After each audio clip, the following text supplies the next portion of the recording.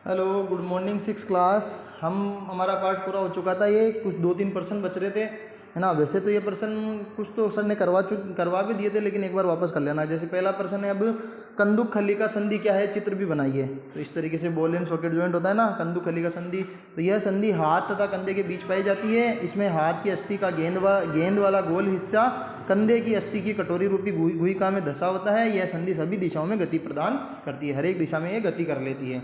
एक तो ये वाला प्रश्न करना है ना। अभिषेक जी सर ने ये करवा भी दिया था, वापस कर लेना इसको अभ्यास प्रश्न लगा के। एक प्रश्न है कि कपाल की कौन सी अस्थि गति करती है। तो कपाल में निचला जबड़ा गति करता है, जबकि ऊपरा जबड़ा जो होता है ना, वो तो अचल संधि का बना होता है। हमने देखा था ना, अचल संधि कभी गति करती नहीं है। तो कपाल की केवल कपाल में कौन सी अस्थि गति करती है, तो कपाल में निचला जबड़ा गति करता है। नीचे वाला जबड़ा होता है ना, केवल वो ही गति करता है। तीसरा था कि हमारी कोहनी पीछे की ओर क्यों नहीं मुड़ सकती। ये प्रश्न मैं करवा चुका हूँ, है ना। फिर भी वापस देख लो कि हमारी कोहनी में हिंज संधि पाई जाती है, जिससे, क्या लिखा है यहाँ पे,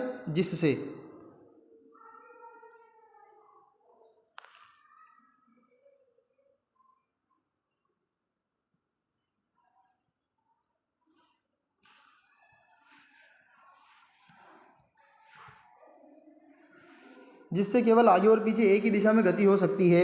यही कारण है कि कोहनी पीछे की ओर नहीं मुड़ सकती।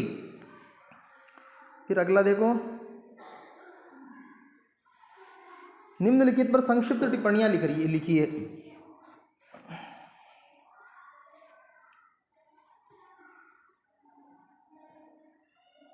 सबसे पहले पसली पिंजर।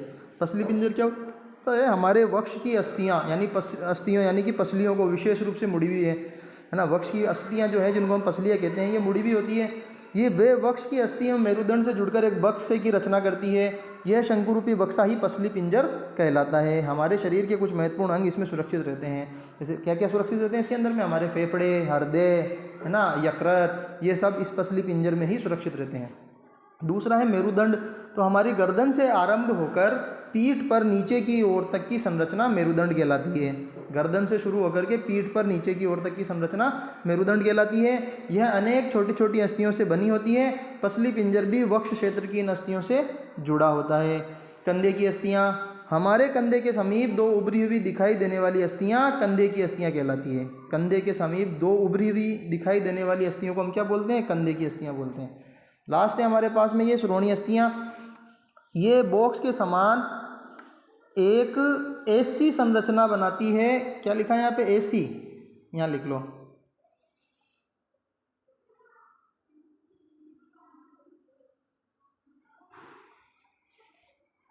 ऐसी संरचना बनाती है जो हमारे आमाशय के नीचे पाए जाने वाले, यहाँ पे है जाने वाले, विभिन्न अंगों की रक्षा करता है। यह कुल्हे वाला वह हिस्सा है जिसके सहारे हम बैठते हैं। वाह के, अभी है ना, वाह दिख रहा है तो ये पूरा वाला है, इसको लिख भी लो।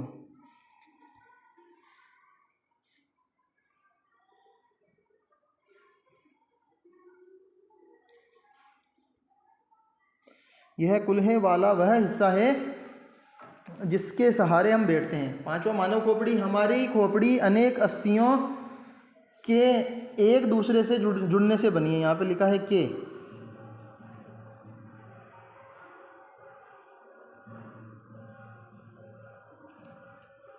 तो हमारी खोपड़ी अनेक अस्थियों के एक दूसरे से जुड़ने से बनी है। यह हमारे मस्तिष्क को ढककर उसकी सुरक्षा करती है। मस्तिष्क को,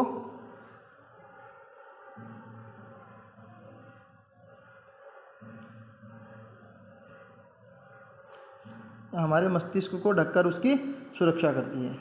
ठीक है, ओके।